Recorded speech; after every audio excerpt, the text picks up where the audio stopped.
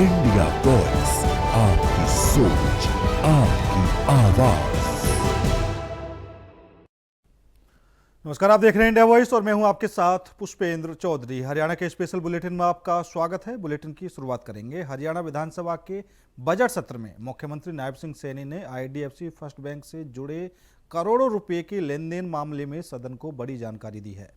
मुख्यमंत्री ने स्पष्ट किया कि सरकार की सतर्कता के चलते जनता का पूरा पैसा 24 घंटे के भीतर सरकारी खातों में वापस आ गया है।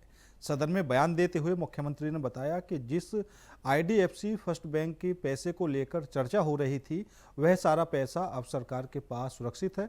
मुख्यमंत्री ने जोर देकर कहा कि सरकार ने तत्परता दिखाते हुए महज एक दिन के भीतर यह पूरी राशि वापस मंगवाई है।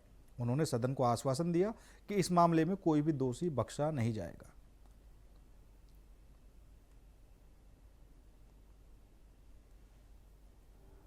माननीय अध्यक्ष जी, मैं इस सदन के समक्ष यह स्पष्ट करना चाहता हूं कि कल का जो प्रकरण में शामिल हमारे कुछ हरियाणा सरकार के विभागों का पैसा था और बोर्ड कॉरपोरेशनों सहित संपूर्ण राशि मात्र 24 घंटे के अंदर अंदर हमारी सारी राशि वो वापिस हमारे खातों में जमा हो गई है, जो वो राशि गई है। माननीय अध्यक्ष जी, लगभग बैंक द्वारा 556 करोड़ रुपए जमा कराए गए थे, जिसमें लगभग 22 करोड़ रुपया ब्याज का भी हमने लिया। जो ब्याज था वो भी वापिस आ गया, उसको भी हमने जमा, ये हो गया है। और उस पूरे पैसे की रिकवरी भी हमने मात्र 24 घंटे के अंदर कर ली है। बैंक ने यह भी माननीय अध्यक्ष जी अवगत कराया है कि यह प्रकरण मुख्य रूप से बैंक की एक ही शाखा चंडीगढ़, क्योंकि बैंक से भी पूछा गया है, बैंक की एक शाखा चंडीगढ़ के 4-5 मिडिल और लोअर क्लास के कर्मचारी थे, जिन्होंने मिली भगत करके इस बात को अंजाम दिया।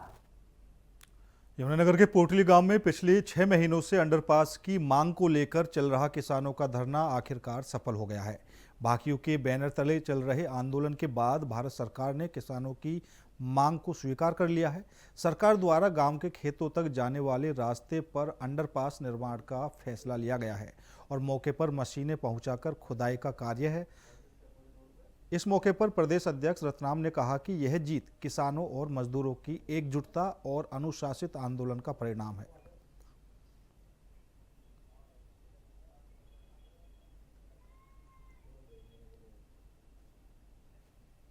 आज जो हमारा पिछले लगातार 6 महीने से पोटली गांव में NHI का जो श्यामली ये माला मेरठ रोड है, इस पर रास्ता लेने को जो आंदोलन चला हुआ था, वो आज हमारे जिले की क्रांतिकारी टीम जो सदा हर काम में आगे रहती है, यमुनानगर जिले की सडोरा, छछरौली, बिलासपुर, प्रतापनगर, जगाधरी, यमुनानगर, पूरे क्रांतिकारी साथी हर समय यहाँ अपनी जिम्मेवारी लेके बैठे रहे थे।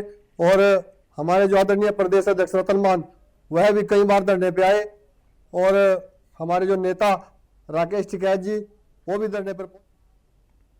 समाज में बच्चों के अपहरण से जुड़ी खबरें और फैल रही अफवाहों को लेकर सामाजिक संस्था आगाज एक नई शुरुआत द्वारा मुख्यमंत्री को उपायुक्त यमुनानगर के माध्यम से ज्ञापन सौंपा गया।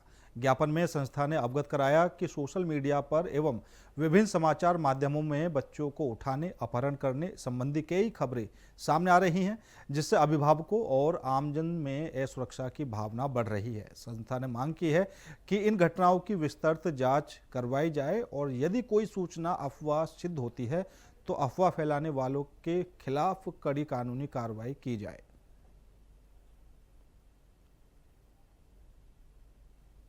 DC मैम को एक ज्ञापन देने आए हैं, जिसमें हम ये कहना चाह रहे हैं कि जो बहुत सारी खबरें आ रही हैं सोशल मीडिया पे और आए दिन अखबारों में आती हैं कि कोई बच्चा उठा लिया गया है और बाद में पता लगता है कि पुलिस ने जब कार्रवाई करी तो वो खबर एक अफवाह निकलती है, जिसके कारण क्या हो रहा है कि समाज में डर का माहौल आ रहा है।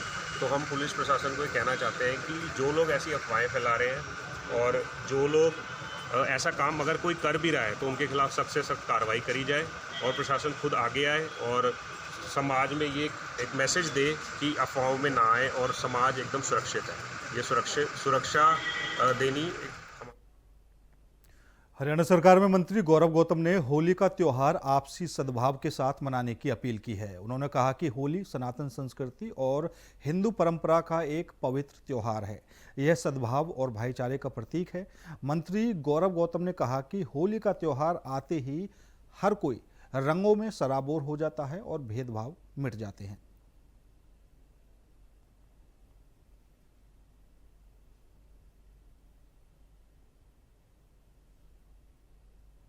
अलग अलग आकर सनातन संस्कृति का, हिंदुत्व का एक ऐसा पावन पर्व है होली का त्योहार। एक सौहार्द और भाईचारे का प्रतीक है। होली मिलन समारोह हमारे 36 बिरादरी के लोगों ने मिलकर, जब होली का त्योहार आता है तो सब रंग में रंग जाते हैं, पता नहीं होता, कोई भेदभाव का नहीं पता होता। इसके लिए कोंडल गांव की सरदारी ने और हजारों युवाओं ने इलाके के अलग अलग आकर हम आने वाली पीढ़ी को भी आशीर्वाद दिया, युवाओं को भी आशीर्वाद दिया कि इस होली मिलन के समारोह के माध्यम से एक अच्छा संदेश देने का काम इस कोंडल गांव की सरदारी ने किया है। एक भाईचारे का संदेश देने का काम किया। मैं आभारी हूं।